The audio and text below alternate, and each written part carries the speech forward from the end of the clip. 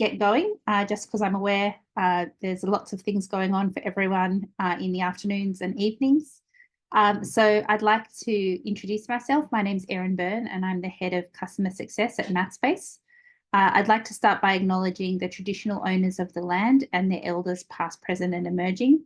We aim to respect them, their history and their future by respecting and maintaining this land that supports us. I'd also like to take the opportunity to welcome each and every one of you here tonight, wherever you are around Australia, as well as those people that are watching the recording. There's so much research showing the benefits of parents and carers being actively involved in their children's learning. So I really like to acknowledge you all for being here tonight as we discuss how Mathspace can be used to support your children's learning journey in maths. We started Mathspace 13 years ago based on the belief that every student can excel at mathematics with the right help at the right time. Our mission is to be the right help at the right time for every student. So the way we like to think of ourselves is as a textbook and tutor in one to really support what your teachers are doing with your children in your school.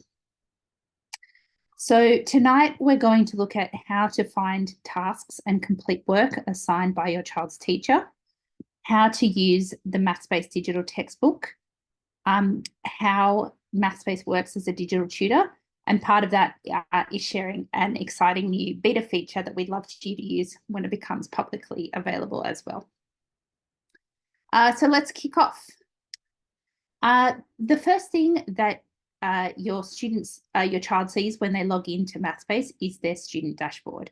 And this is a learning ecosystem where they can come to complete their classwork or homework, practice skills independently, and most importantly, see growth in their mathematical skills.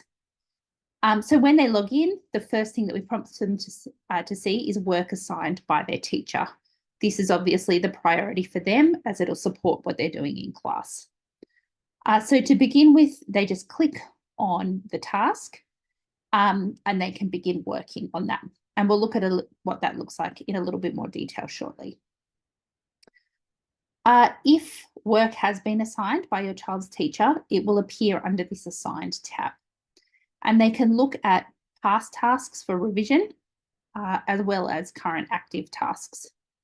As students complete work on Mathspace, the results will be shared with their teacher in real time, so they can best support your child and provide that personalised support for them as they're working.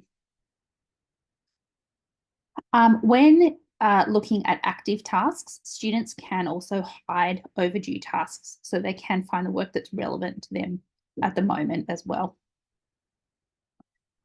We do send students task notifications when their teacher has assigned work, but we know these can get missed. So if you would like to receive email notifications when a task is due from your child's teacher, you can do so from within their Mathspace account, and I'll show you how to do that. So once your child is logged into their account, they can simply click on their little profile picture and select settings, and then that you can add in emails in that parents and guardians section. You can add more than one email in there as well. Our product team are also working on updating our weekly progress reports. So if you do have your email entered in there, you'll automatically start receiving these when they become available. And so this is a really great way to track the work assigned by your child's teacher. Moving on, you may or may not be aware that there's new curricula being rolled out for students across Australia in years 7 to 10 over the next few years. And for the first time, Mathspace has released print books to accompany the online resource. And this may be something that your school is using this year. We have a lot of schools that are using both to really create that learning environment for their students. Here we have a typical curriculum structure. So you'll see down the left here, we have all the year levels listed and the various strands or topic areas run through the curriculum there. And what's important to realise is that these foundational skills in earlier years have a big impact on later understanding in these topic areas. In each school year, students will be expected to learn a small component of each topic. This would be an example of a Year 7 student. We can see we've got a little bit of data, got a little bit of chance, and we've got number and place value going through there.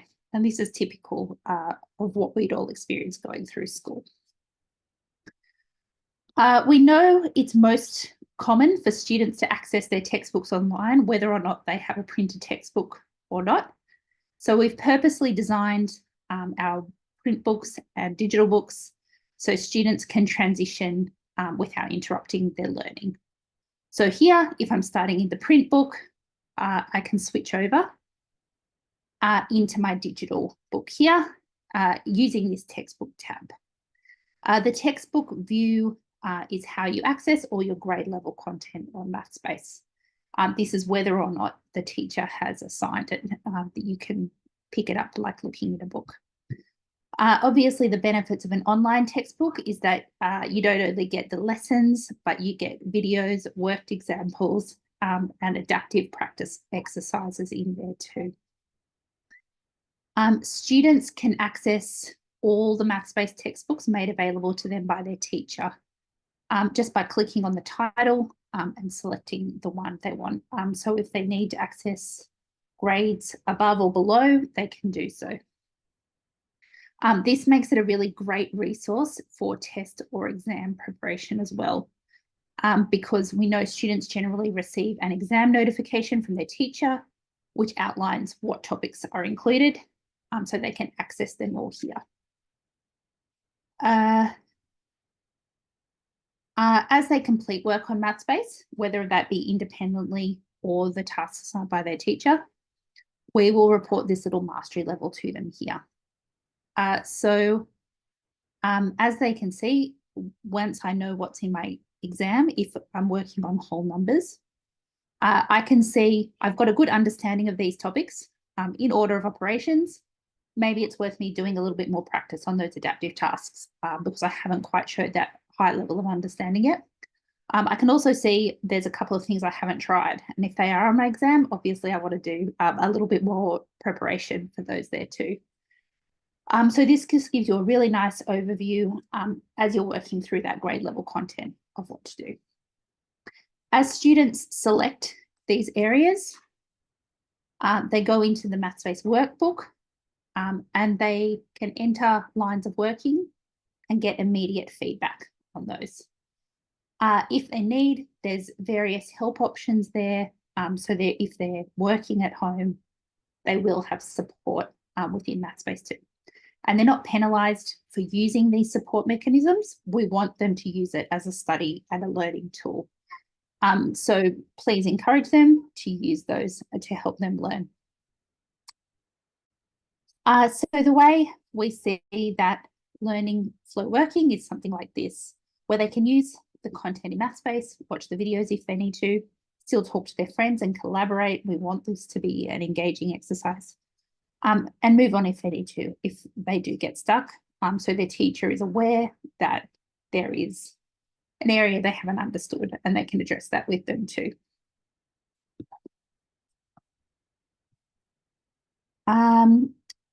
Going back, if we use the example of a Year 7 student, we know it's not uncommon for students to have a gap or multiple gaps in their knowledge from earlier years as well. It can be a real source of concern for both students and parents. I think in the typical Year 9 class in Australia now, there's about 7 years difference in the knowledge from the top and bottom student, which is a huge challenge for any teacher in that classroom. So we really want to meet students where they're at, whether that be above or below level. And this is where Mathspace can be used more like a digital tutor. So by completing weekly regular skills check-ins, this will help identify any gaps and measure their growth. It'll also help them develop their independent learning skills. So it's a routine that we really want all students using Mathspace to start doing if they aren't already. The skills view helps identify any knowledge gaps from earlier years that will support the student's current learning in class. So if we look here at this example of units of measurement, I might be a year 7 student, but it will test my skills from those year levels from 3 to 10.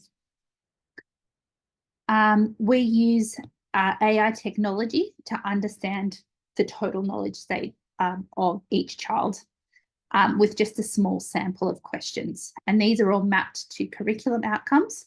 So we can develop this kind of knowledge graph about prerequisite skills and report some level of confidence of what we think each student knows. We use this to select what tasks we recommend for students to support what they're doing in class to help ensure they're experiencing that success. This is obviously what it looks like behind the scenes. And this is what students see. We call it their skills map. And if they click on one of those learning areas, they go in and they can choose an adaptive task to start working on. I'll just zoom on this a little bit so I can see here. This is example of the skills map for a particular strand. And Mathspace will prompt students to change their learning focus as the work assigned by their teacher changes. So it always stays relevant to their classwork. This is an example of a year 8 student, but I can see it reports on knowledge from prior year levels too. So this will flag any of those gaps. Obviously, earlier year levels, we don't explicitly say it, but it's basically from lowest to highest. So starting at the bottom of this list will help your child experience success more quickly because it will be from those earlier year levels. So they can practice and then check in, and this will give you a really great chance to celebrate those small wins and that success with your child as they grow in their mathematical understanding. You may also have teachers, some like to report on the outcome codes and get them to focus in on those particular areas. And this is where they can find them too, so they know what skills are going to support the areas that they're doing in class as well. So all of that is available from this skills view. As you're completing check-ins, the other thing that Mathspace will do is make personalised recommendations for practice tasks. And these will be different. We'll make a couple of options for students so they have a sense of ownership over their learning. But there's always something that's really beneficial for them to be working on if there isn't work assigned by the teacher. So as I mentioned, we want to be the right help for the right time for every student. So I'd now like to introduce Milo, who's our new AI-powered tutor. And this is something we're incorporating into the product. Some schools may already be using this. You may have seen your child with this at home, but we know AI is very new to the world, not just the world of education.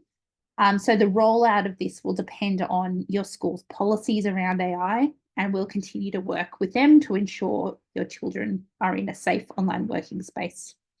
But in the coming months, there will be an opportunity for you to purchase Milo to add on to your school's Mathspace subscription as an extra resource for students to use.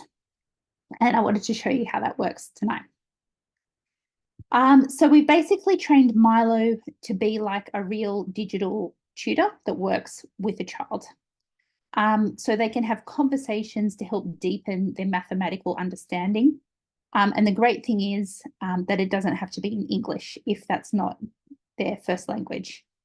It is more conversational than the hints we've previously used, where we had teachers basically build hints for all the common solution paths that we could think of for a child. This will allow them to ask questions that are appropriate to what they're trying to understand. Obviously with AI, there's a lot of concern around cheating. That's the main thing that comes up. And we are training Milo to not give away the response. As I said, we wanted to mimic that tutor experience where we direct them back onto the path of trying to solve it for themselves. The other great thing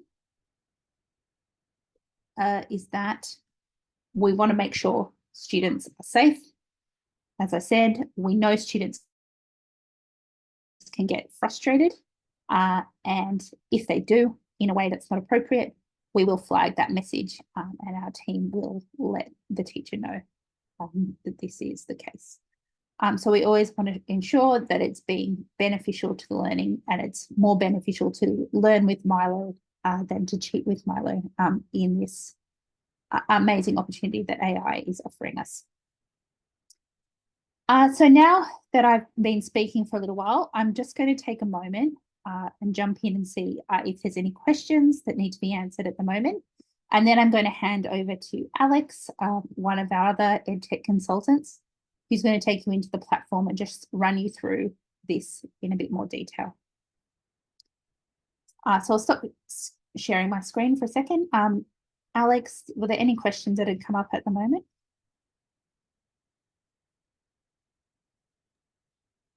Hi, Erin. Can you hear me? Yes? Yep. Great. Yeah, there's been some great questions coming up. So Michael and Joel are answering a whole heap in there.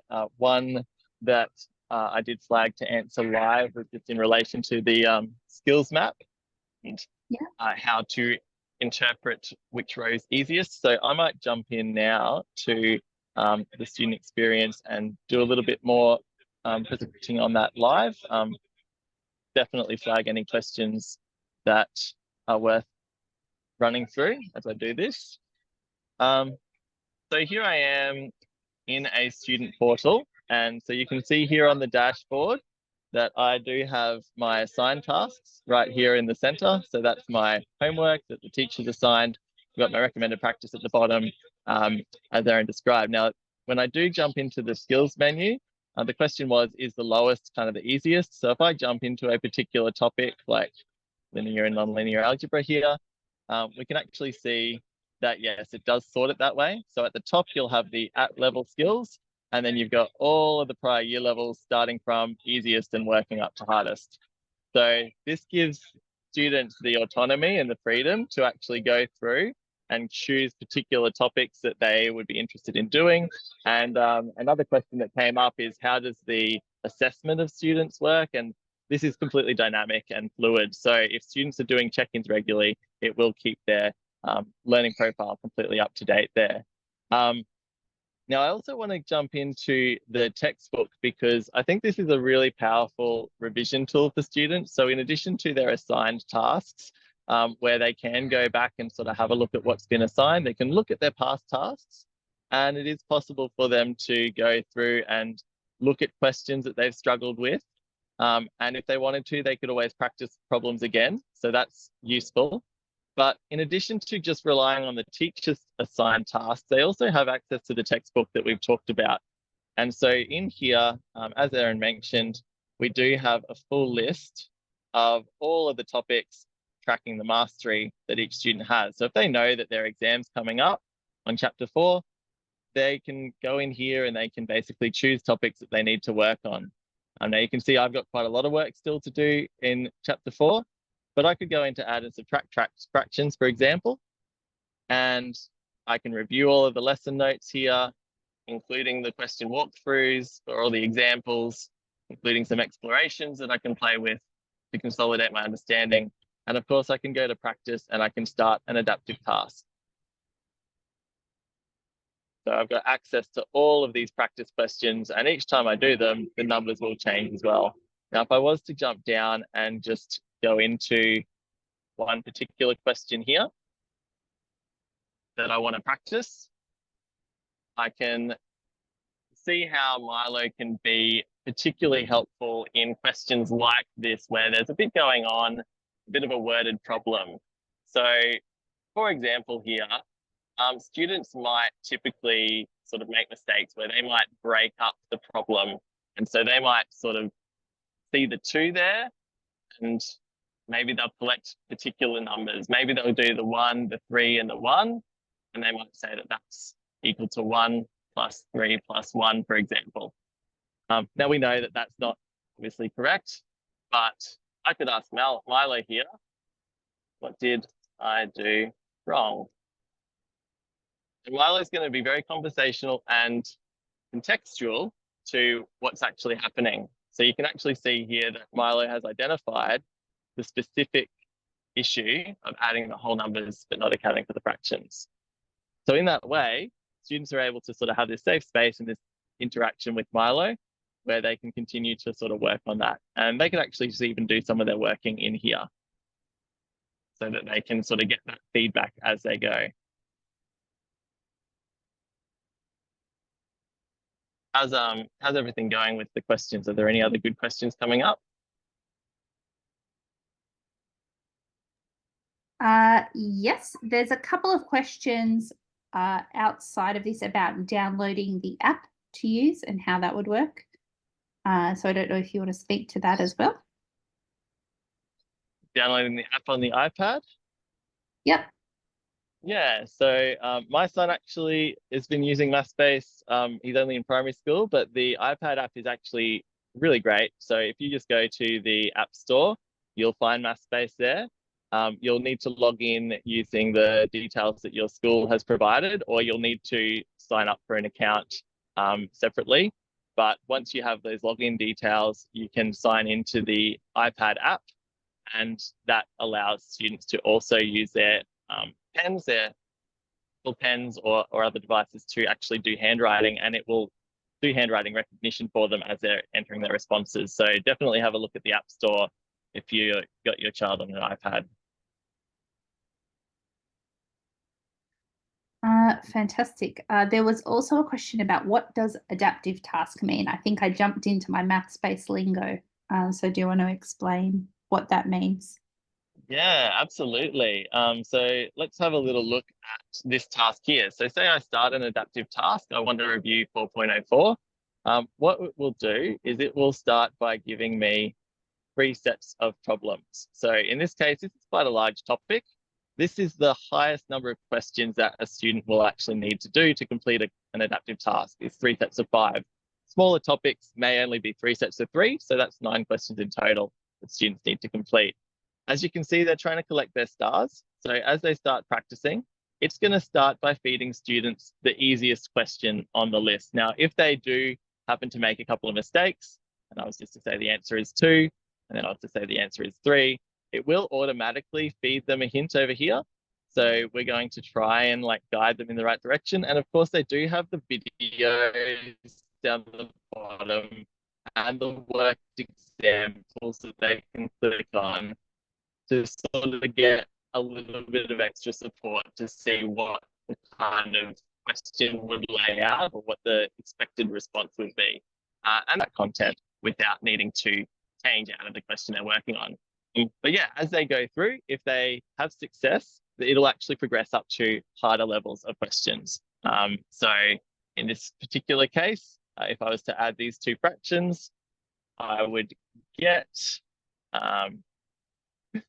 on the spot here, 3 on 24 perhaps, plus 4 on 24 if I've done my fractions right. And then I can obviously simplify it. Now, they don't need to put in every step, but obviously that's really helpful to show they're working and they're thinking. And so now I have collected a star. Despite the fact that I made some mistakes, I still get the star for the effort that I put in there. And because I did make mistakes, it's going to give me sort of a similar level of difficulty. Now, if I was to be completely stuck and I've tried the hints and everything else, students always have this next step option as well. Now, you'll see there that they are prompted to try and use all the support mechanisms rather than just going straight to skipping the step. But in this case, I am going to skip the step. And you can see that it actually explains it out. It gives them an opportunity to keep going from there. So I could do that. And I would get, I think, 75. And that's great. However, I did not get credit. I did not collect a star for that question because I skipped a step. Now, that's not something to shy away from. I encourage my students, if they're completely stuck and they've tried all the other support mechanisms first, it's really important they still have somewhere to go and they can skip that step and they can look at that thinking and build from there. Again, when I go to the next question, it's going to give me another very similar question with different numbers so that I can practice that skill and consolidate before I move on. If I was to expand this down, you can actually see what's happened here. So it's actually given me a star for the first question for getting the answer. Because I skipped a step in that second question, I didn't get a star. And so I've actually ended up with an extra question to do in this first set.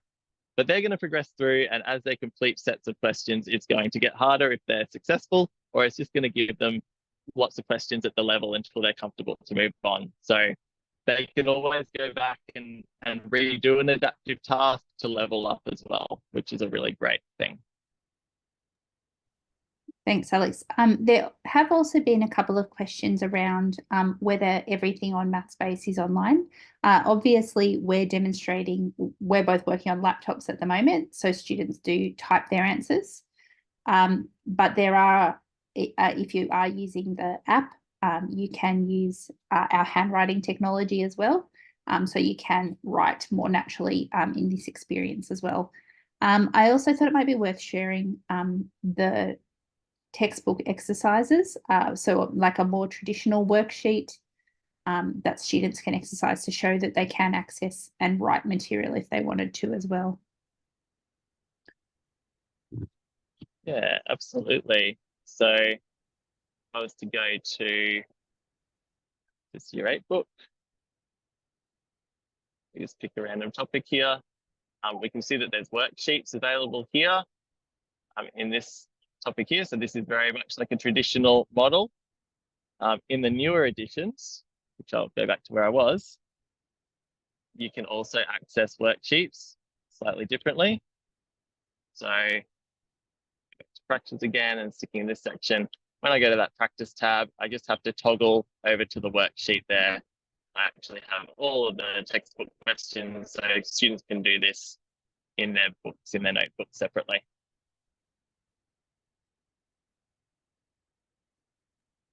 Great, thank you, Alex. The other questions, sorry, I'm just skimming through as we see. For specific questions about school usage, it's better to ask those for the school. There are some ones here asking how it will be specifically used in a school context. They're definitely questions to ask your child's teacher or the school at their information sessions as well. Michael, did you see any other questions there that have come through? Sorry, I'm just still conscious of time that I don't want to go over time too far.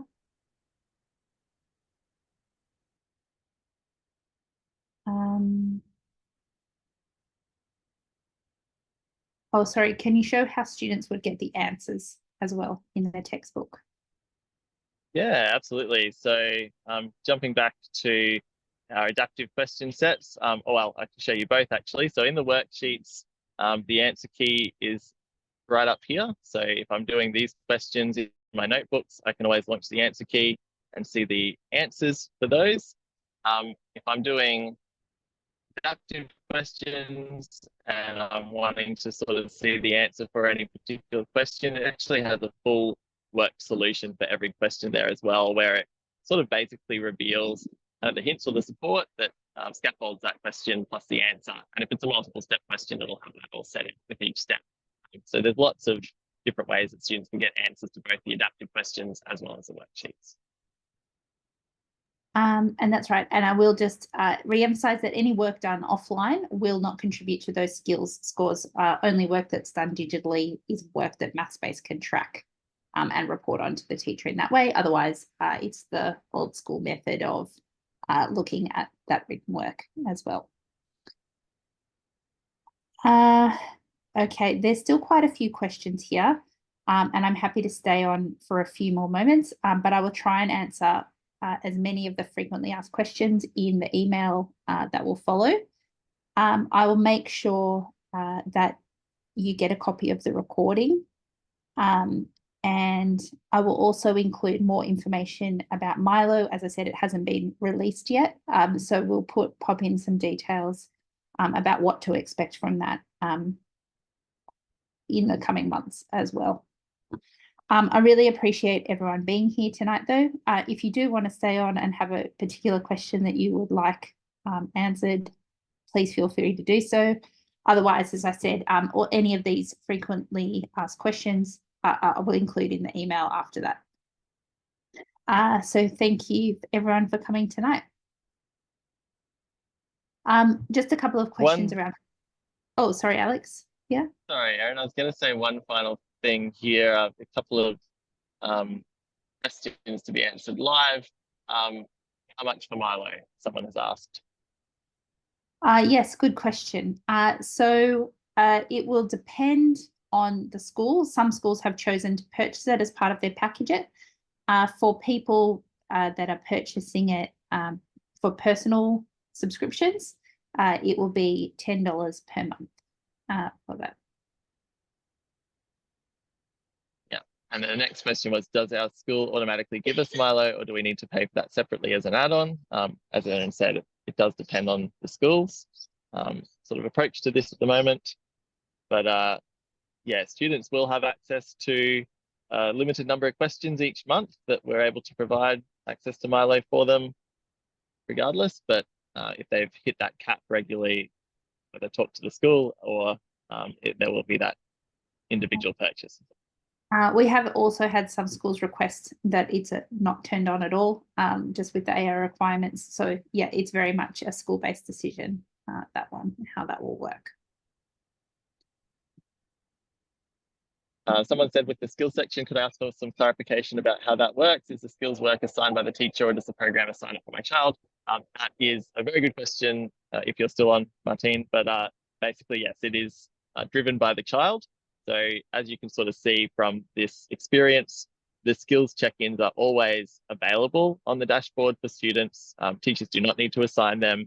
And the recommended practice, which is based on their progress through those check-ins, is automatic as well. So it's really there as an additional tool that teachers may promote to the students to do, and they may sort of set expectations around that, but largely the students can drive that entirely themselves as well.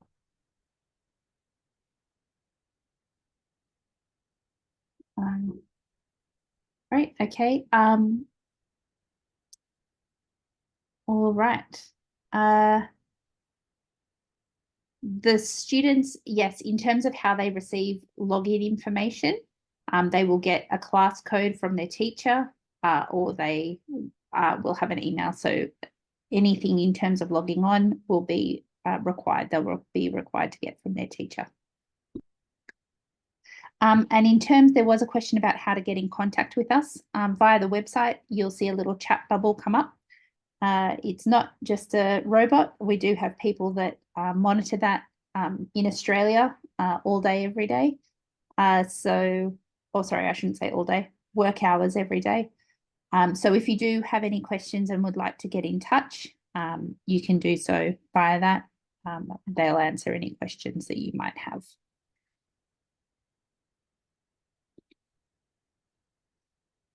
So thank you, everyone, for joining tonight.